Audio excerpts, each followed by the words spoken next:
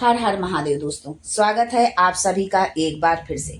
देवाधिदेव महादेव आप और आपके परिवार पर अपनी कृपा दृष्टि सदा सर्वदा बनाए रखें। दोस्तों, यदि आप अपने जीवन में सुख समृद्धि चाहते हैं, धन वैभव चाहते हैं, जीवन के हर क्षेत्र में सफलता पाना चाहते हैं, व्यापार में तरक्की चाहते हैं, नौकरी में प्रमोशन चाहते हैं, अपने बच्चों का भविष्य उज्जवल बनाना चाहते हैं, अपने घर परिवार को खुशहाल देखना चाहते हैं, तो आप बिल्कुल सही चैनल पर आए हैं। यदि आप पहली बार हमारे इस चैनल पर आए हैं तो चैनल को सब्सक्राइब करके बेल आइकन जरूर दबाइएगा।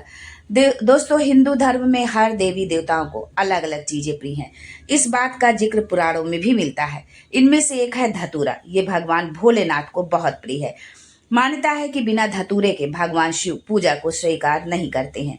पौराणिक कथा के अनुसार जब समुद्र मंथन के दौरान हलाहल से भरा कलश निकला तो देव और असुर इस सोच में पड़ गए कि इसे कौन ग्रहण करेगा। ऐसे में देवादिदेव महादेव ने इस विष को ग्रहण कर लिया।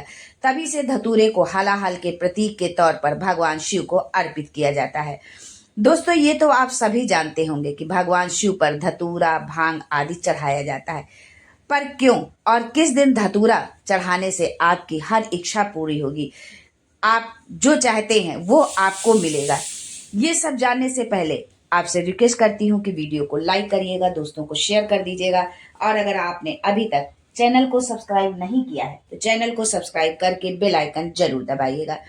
दोस्तों, भगवान शिव का श्रृंगार बहुत ही रहस्यमय और सबसे अलग है।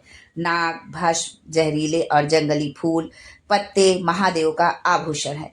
भगवान शिव का ऐसा श्रृंगार इस बात का प्रतीक है कि भगवान शिव उन सभी को अपनाते हैं जिसे लोगों ने अपने से दूर कर रखा है। यानी जो चीजें किसी काम की नहीं है वो भी भगवान शिव खुद पर धारण कर लेते हैं।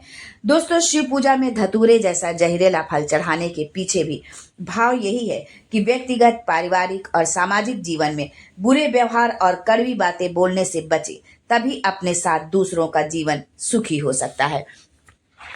दोस्तों, सावन का महीना भोलेनाथ को समर्पित होता है और इसलिए इस महीने उन्हें प्रसन्न करने के लिए हम तरह तरह के उपाय करते हैं।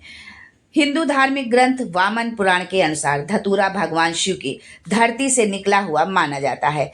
ऐसा माना जाता है कि शिव को धतूरा चढ़ाने का अपना प्रतीकात्मक अर्थ होता है, जो ईर्ष्या, आतंक, प्रतिद्वंदिता, अभद्र भाषा तथा दुष्ट प्रकृति के जहर से छुटकारा पाने के लिए भगवान शिव को चढ़ाया जाता है, ताकि व्यक्ति शुद्ध और सभी पापों से मुक्त हो सके।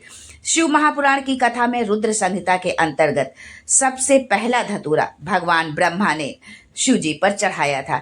जब ब्रह्मा जी के सिर भगवान भोलेनाथ ने काटा था, अपने द्वारा किए गए पाप का प्रायश्चित करने के लिए ब्रह्मा जी ने भगवान शिव पर धतूरा चढ़ाया था।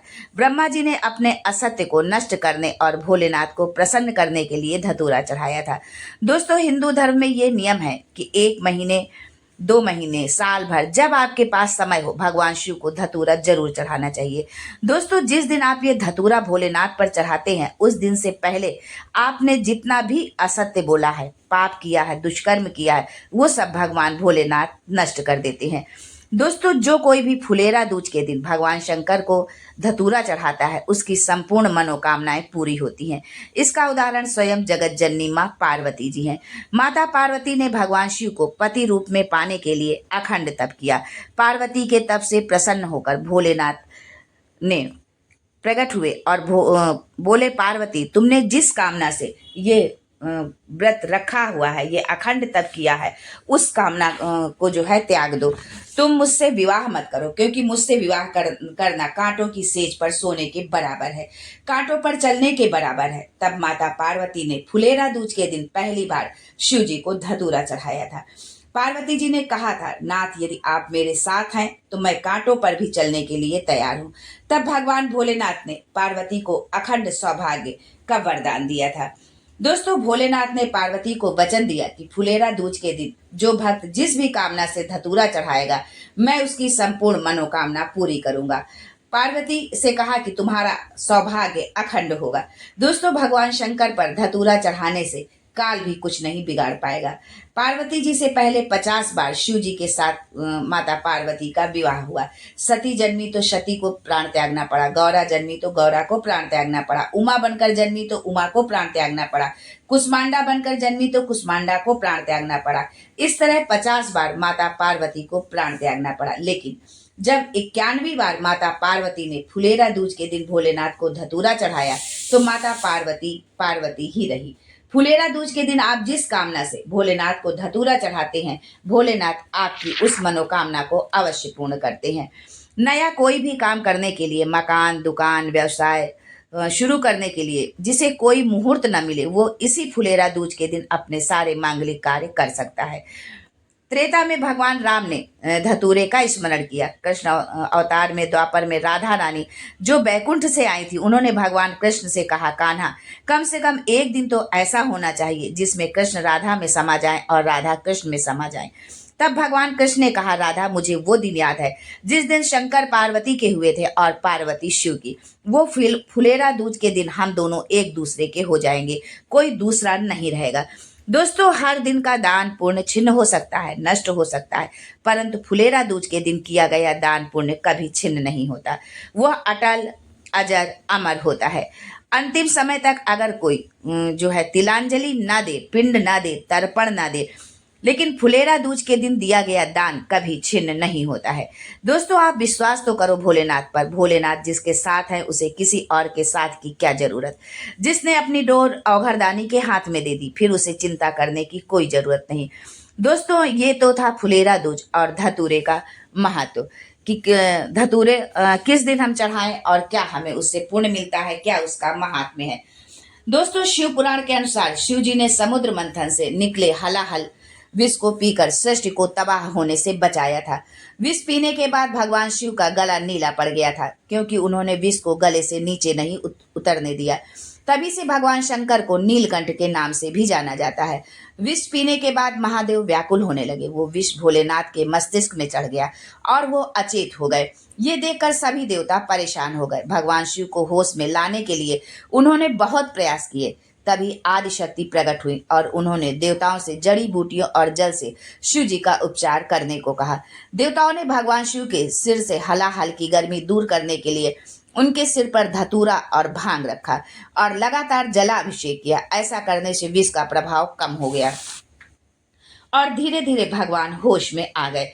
पुराणों के अनुसार तभी से भगवान शिव जी को भांग, धतूरा और जल चढ़ाने की परंपरा शुरू हुई है। भांग और धतूरे ने शिव जी की व्याकुलता दूर की, इसलिए ये दोनों शिव जी को बहुत प्रिय हैं। और जो भक्त भांग धतूरा चढ़ाने के बाद जलाभिषेक करता है, भोलेनाथ उससे अतिशीघ्र प्रसन्न होते हैं। दोस्तों, यदि आप भी सावन माह में भगवान भोलेनाथ का जलाभिषेक करते हैं, उनके मंदिर में पूजा अर्चना करते हैं, आप धतूरा चढ़ाते हैं, भांग चढ़ाते हैं, तो ये आप जरूर ध्यान रखें कि उसके बाद आपको जलाभिषेक जरूर करना चाहिए। आयुर्वेद में भी धतूरे का प्रयोग औषधि के रूप में किया जाता है। ज्योतिष शास्त्र में धतूरे को राहु का कारक माना गया है, इसलिए भगवान शिव को धतूरा अर्पित करने से राहु से संबंधित दोष जैसे काल सर्प, पितृ दोष दूर होते हैं। दोस्तों, ये थी धतूरे से संबंधित विशेष जानकारी। जब आपको सारी दुनिया से आप ठोकर खा ले, सारी दुनिया से निवेदन कर ले और उसके बाद भी आपकी दुख की घड़ी समाप्त ना हो, तब एक बार ये प्रयास जरूर करना। आपके घर में जो भी पौधा लगा हो, गेंदा, गुलाब, शमी, कुछ भी हो, जो पौधा आपके घर में लगा हो, उसकी मिट्टी निकाल लें। दुख का समय समाप्त नहीं हो रहा, इस सावन मास में एक जो है आप ये उपाय जरूर करें। दोस्तों, आज प्रदोष का दिन है। आप जो है सोमवार को, प्रदोष को और शिवरात्रि के दिन जो है आप जो है इस उपाय को कर सकते हैं, क्योंकि भगवान भोलेनाथ जो है इन दिनों में जागृत अवस्था में होते हैं। उन पर हम कोई भी हम चीज अर्पित करते हैं, कोई भी प्रार्थना करते हैं, वो हमारी शीघ्र स्वीकार करते हैं। आपके घर में जो भी क्यारा पौधा लगा हो, उसी की मिट्टी को हाथ से उठा के एक लिंग की आकृति बना ले। उसमें जलाधारी बनाने की आपको कोई जरूरत नहीं है। केवल लिंग की आकृति बनाकर उसका पूजन करके जल चढ़ाएं।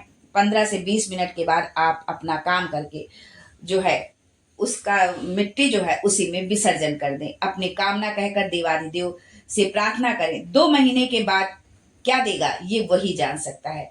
वास्तु ज्योतिष सब करके आपने देख लिया, हाथों की अंगूठियां बदल ली, सभी देवी देवताओं के दरवाजे भी जाकर देख लिया, फिर भी आपका भाग्य नहीं बदला, आपके जीवन से मुसीबत की घड़ी खत्म नहीं हुई, तब जो है आप इस उपाय को जरूर करें।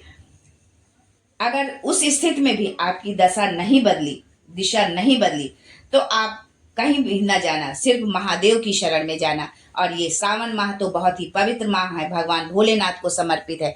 अगर आप इस माह में भगवान भोलेनाथ की पूजा उपासना करते हैं, उनसे प्रार्थना करते हैं, तो भगवान भोलेनाथ आपकी मनोकामना जरूर पूरी करेगा। आज के लिए बस इतना ही, फिर मिलते हैं कुछ नया, कुछ अलग, कुछ अद्भुत लेकर। तब तक के लिए हर हर Mahadev and thanks for watching my video.